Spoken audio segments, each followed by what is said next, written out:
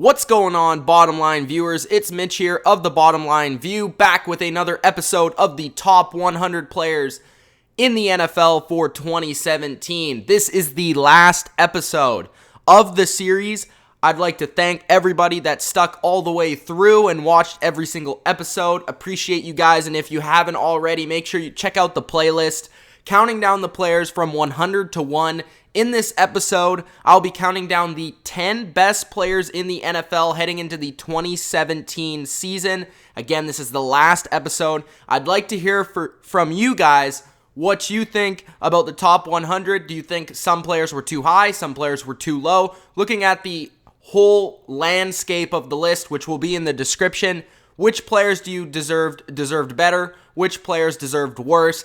And also, because this is the top 10 players in the NFL for 2017, let me know what you thought about the top 10. Do you think I got number 1 correct? Do you think I got 2 through 10 correct? Let me know about this list, and let me know in the comments section about the series in general. Thank you guys for watching the series, and enjoy the top 10 players in the NFL heading into the 2017 season. At number 10, I have running back number 2 from the Arizona Cardinals, David Johnson. David Johnson ranks in as the second best running back in the NFL on this top 100 heading into the 2017 NFL season. He racked up over 1,200 yards rushing, a 4.2 yards per carry, 16 touchdowns, 80 catches, 879 yards, and 4 touchdowns on the ground. David Johnson, in total, 20 touchdowns, in total, over 2,000 yards, an absolute beast running the football. He has great speed, great agility, and he can run you over. He's a very low center of gravity. He has great agility and vision through the hole. He can run it outside, he can run it inside, he can catch the ball from the slot, the outside, he can catch it as the running back, he can catch it as the defensive back. It doesn't even matter what David Johnson is doing on the football field, but he's going to do it well. David Johnson is one of those guys, when you look at him, he looks like a running back, and he looks like a playmaker. David Johnson's a very exciting player to watch. He can, like I said, he has so many abilities in his skill set that pretty much every play, he's in the picture. I mean, he could be receiving the ball, he could be running the ball, he could be blocking on third down, he could be doing a number of things for the Arizona Cardinals, and that's exactly what he was for the Cardinals last year. He was the offense. This guy, 2,000 yards, 80 catches, which was second on the team, only to the league-leading receiver in receptions in Larry Fitzgerald, almost 1,000 yards receiving, 1,200 rushing. The guy was an animal in the red zone with 20 touchdowns. He did it all, and he's a beast. He can get by you in a number of ways. He can do it all as a running back, and that's the number one thing I love about David Johnson, and both of these running backs in my top 10 is they are so versatile. They're so difficult to stop because of all the different things they can do and all the different places they can line up. It's a new version of the running back that we haven't really seen very often. We've seen Marshall Faulk, we've seen LaDainian Tomlinson, we've seen occasional running backs with this type of skill set, and David Johnson is in that conversation. I think if he continues this great pace he is on to start his career, he could be one of the greatest of all time with his skill set that he does have. David Johnson ranks here at number 10 as the second best running back in the NFL going into the 2017 season.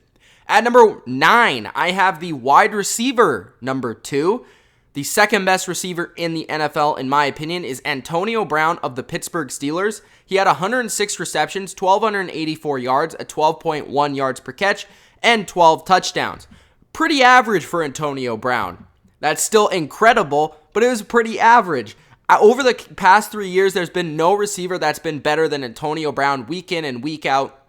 Guy rarely is off the field. He's pretty much always there. That's really a testament to how hard he works in the offseason. He's always conditioned well. He really seems like he's never tired. He's always willing to make the play. He's always willing to sacrifice himself for the team.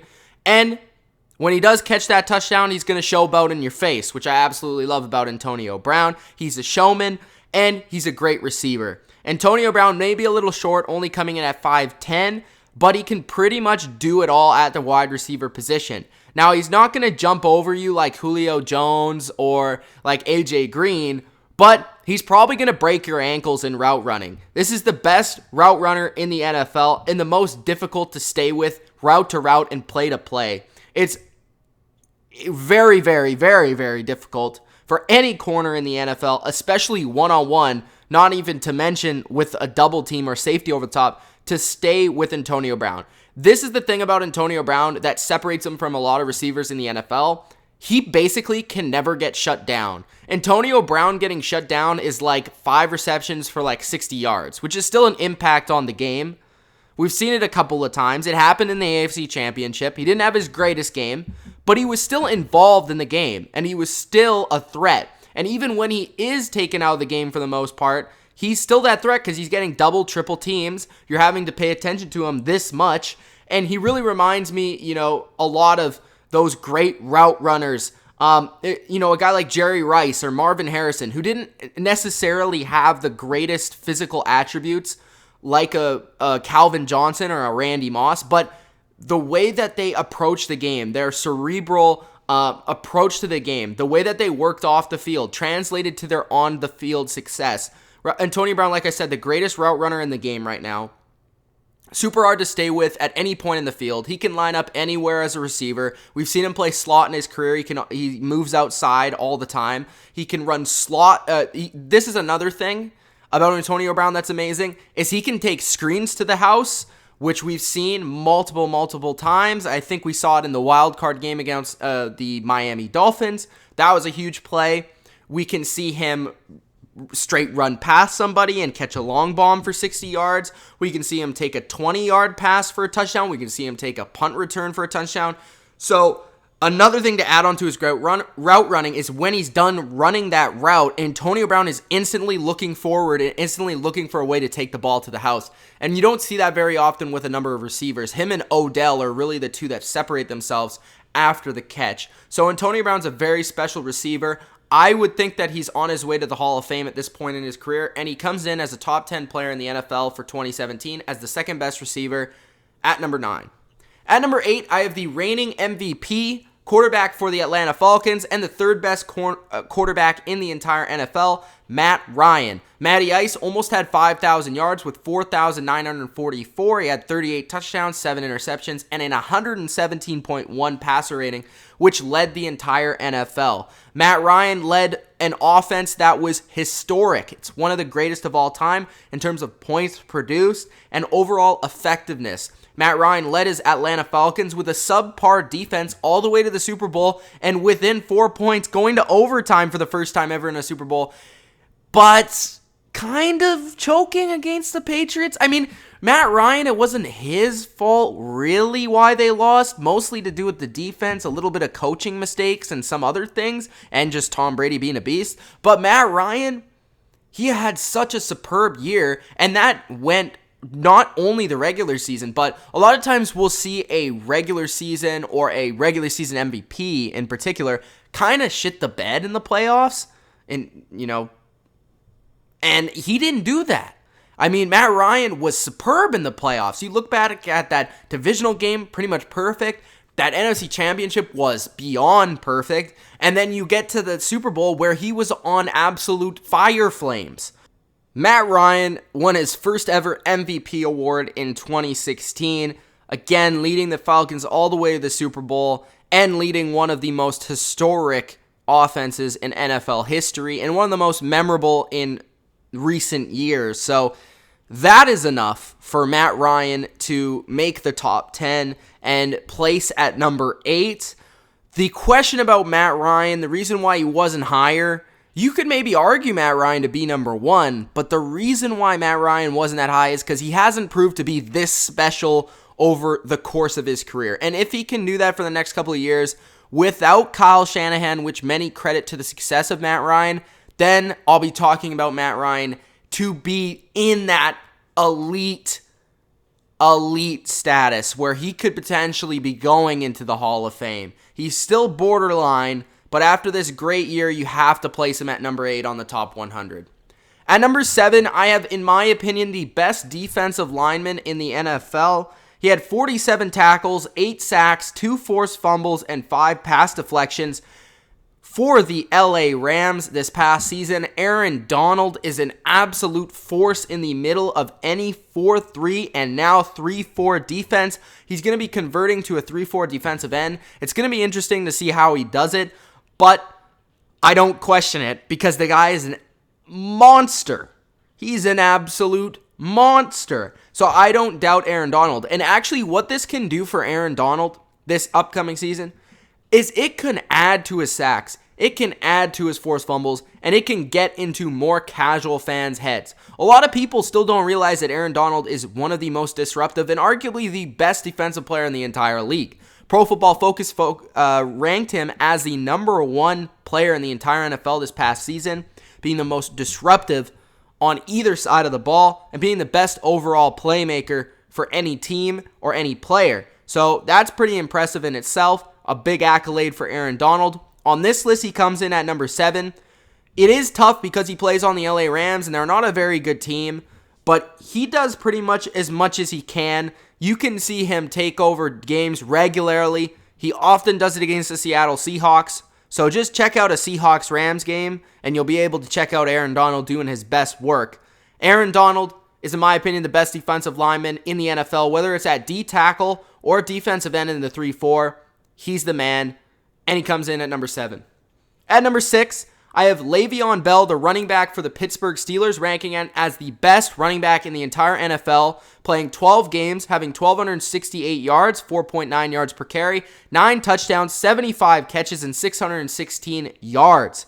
Le'Veon Bell, when this guy played, he was averaging the most yards from scrimmage in a per-game basis since Priest Holmes, which I believe was like the second most of all time. So that's like really, really, really upper echelon stuff right there. Bell, only playing 12 games, could have led the league in rushing. He could have led the league in touchdowns, and he could have maybe even led the league in receptions. He had 75 receptions in 12 games. 4 more games of that, he would have been around 100 receptions for a running back. That would have been nuts. 4.9 yards per carry, that's absurd. We saw games this year where he couldn't be stopped. And analysts and coaches and players continue to marvel at the play style and the run style that Le'Veon Bell runs with. The guy stops mid-hole, checks out everybody around him. Okay, I can go left, I can go right, I can go middle. I'm going to have to make a move here. It seems like the guy is in slow motion. It's absolutely insane. He stops in front of the guard. He stops in front of the center, makes the guy miss. He can make a guy miss down the field. He has great agility. The only weakness to Le'Veon Bell's game, and this is literally the only weakness, is he doesn't have great breakaway speed. But that is the only weakness to Le'Veon Bell's game. He can be caught occasionally on a long run, but he can do damage over the course of a game like nobody's business. He can also do damage in a variety of ways. We saw the Steelers use this guy in so many creative fashions, whether it was the run game to the inside, the outside, whether it was the screen game at the running back or the receiver position. We saw him line up in the slot a lot of times. So Le'Veon Bell, just like David Johnson, can do it all. I think Le'Veon Bell's put it together a little bit more over the course of his career, and he, on a per-game basis, was a little bit more impressive. He was arguably an MVP candidate. You could have argued that he was the MVP of the league last year, and he's going to continue to do that into 2017 as long as he stays on the field and doesn't have any off-the-field issues. Le'Veon Bell is the best running back in the NFL today. At number 5, I have, in my opinion, the second best edge player in the NFL, and that is Von Miller of the Denver Broncos. Von Miller is lining up a career that is someday going to be mentioned alongside the Lawrence Taylors of the world when it comes to pass rushers. Von Miller is so disruptive, I can't even put the words together how much I hate watching this guy tear my Patriots apart. It's actually very irritating, and over the course of my Patriots fandom, I have never seen a player rip the Patriots up on a constant basis as much as Von Miller. Von Miller had 78 tackles, 13.5 sacks, 3 forced fumbles, and 3 pass deflections this season. The number one thing that Von Miller did that I think he did better than even last year, where he tore the league up and led one of the best defenses of all time to a Super Bowl trophy, Von Miller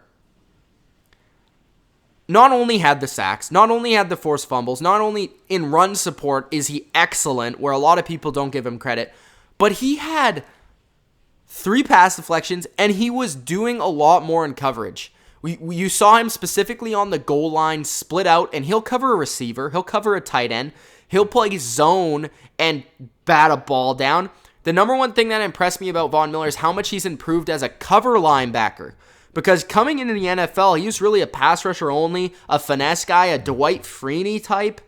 He is a freak, trust me. He's as fast as a wide receiver, but he's like 260 pounds. The guy is unstoppable. You have to double team him. Occasionally you have to put 2 tackles there. So Von Miller, if there weren't for one more guy that I thought was slightly better at his same position, would probably easily be the best defensive player in the NFL in my opinion. But Von Miller comes in at number 5 overall and as the second best edge player in the NFL right now. But he could easily reclaim his spot as the best edge player in the NFL.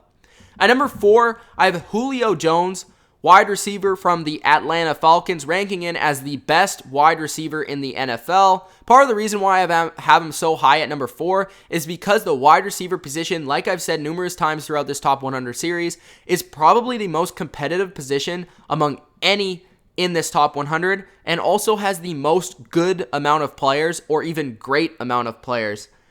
Julio Jones has 83 receptions in 2016 at 1,400 yards, a 17.0 yards per catch, and 6 touchdowns. Sorry, not 16. That would have been absurd. 6 touchdowns for Julio Jones, 1,400 yards, 83 receptions.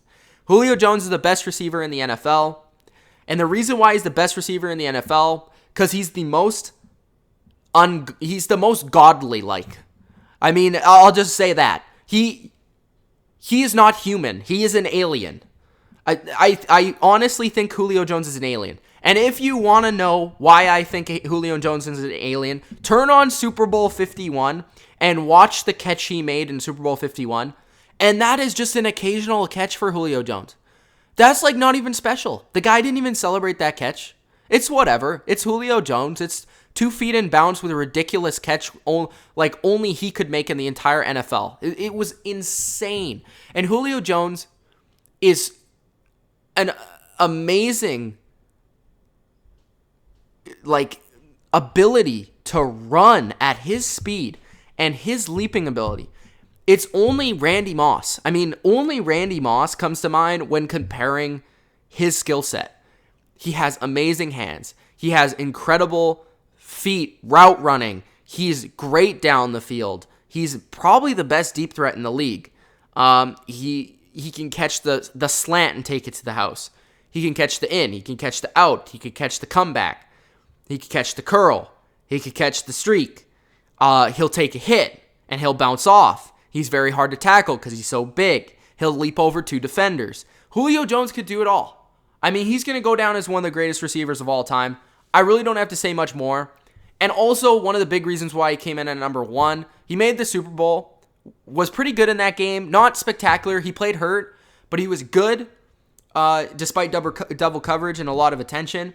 And also, he was probably the biggest weapon on one of the greatest offenses of all time, and that happened just this past year. So, got to give him credit for that. Julio Jones comes in at number 4 on the top 100. At number 3, I have Khalil Mack, edge player number 1 and the best defensive player, in my opinion, in the entire NFL. Now, Khalil Mack, why is he the best defensive player in the entire NFL? Because of his versatility. Check out these stats. He's 73 tackles, 11 sacks, 5 forced fumbles, an interception, 3 pass deflections, and a touchdown. Khalil Mack plays mostly defensive end. And to have 73 tackles at defensive end, an interception, a pick 6, 3 pass deflections, and 5 forced fumbles, that's pretty ridiculous, if you ask me. So, Khalil Mack is the man. He's the defensive player of the year for a reason. And he's really the only great defender on the Oakland Raiders. At least Von Miller has help around him. Khalil Mack does it all himself. He'll get after that quarterback. He doesn't really have anybody else to help him out.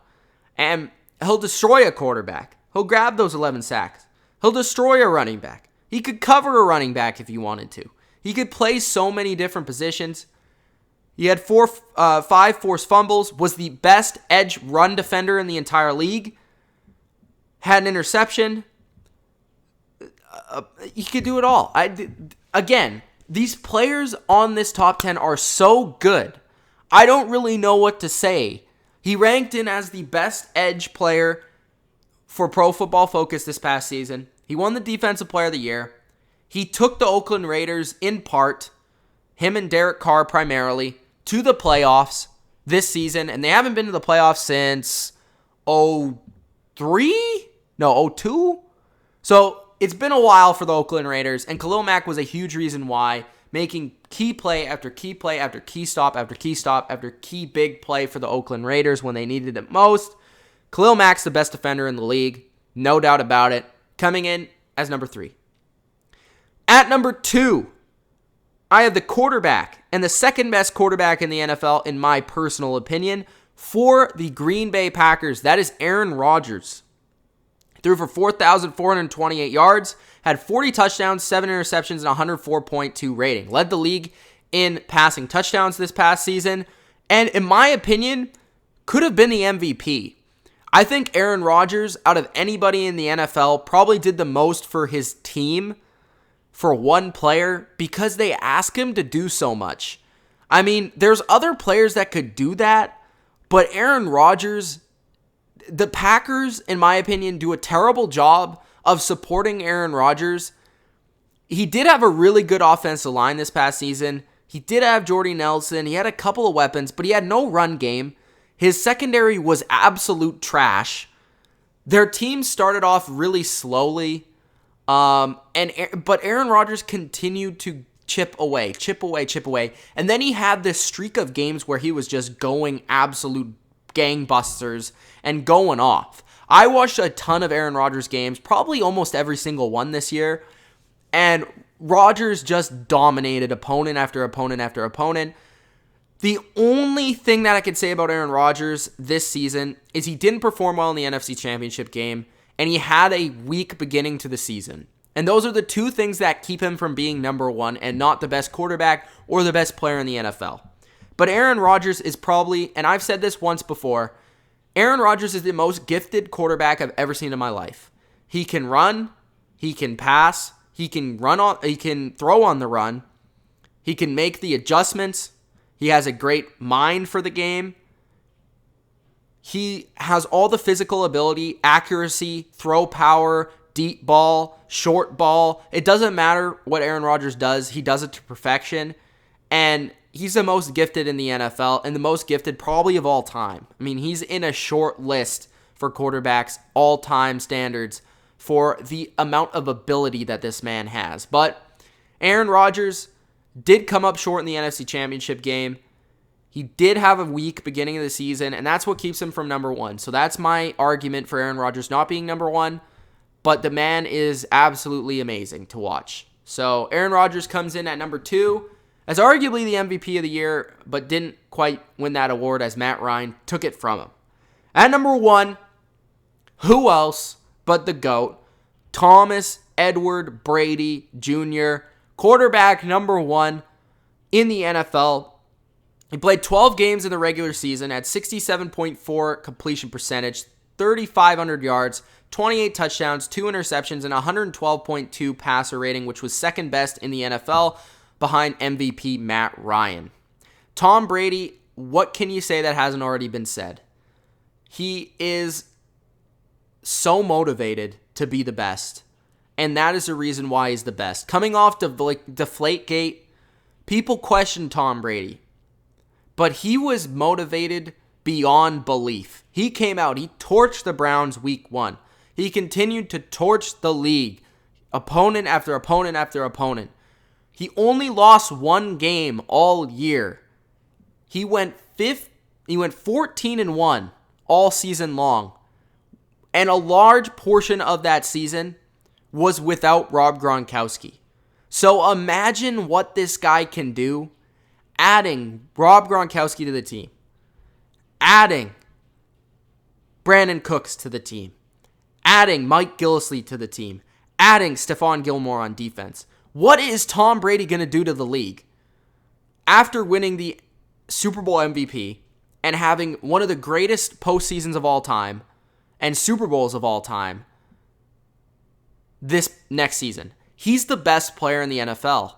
And it's absurd to say because he's 40 years old. But it's a fact. And why is Tom Brady the best player in the NFL?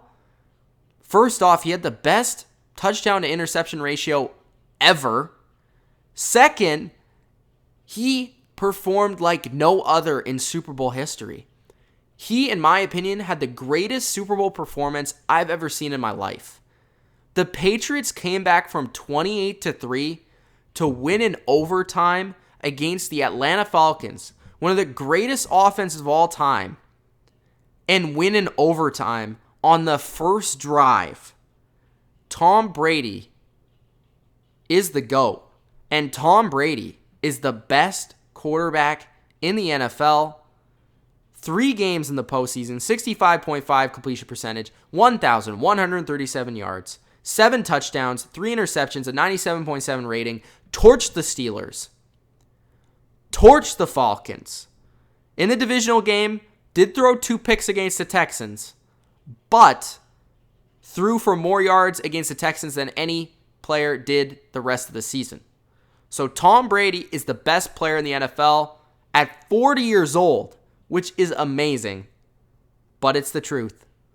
The GOAT comes in at number 1 on my top 100 for 2017. I hope you guys enjoyed this top 100 for 2017. It's Mitch of the Bottom Line View. To recap the top 10, it follows Tom Brady with Aaron Rodgers, Khalil Mack, Julio Jones, Von Miller, Le'Veon Bell, Aaron Donald, Matt Ryan, Antonio Brown, and David Johnson. I want to know what you guys think. Was Tom Brady the correct choice for number 1? Did I get the rest of the top 10 right? And did I get the rest of the list right? Make sure you check the description for the rest of the list. And also, comment your thoughts on my comparison between my list and the NFL Network's. I'll be doing a video once the NFL Network's list is full and done. I'll do a reaction to that list and compare it to mine and see how it checks out. But this is my top 100. This is my opinions. You can take it or leave it. But in my opinion, Tom Brady is still the greatest player in the NFL. Thank you guys for watching. I hope you enjoyed. And until next time, peace out.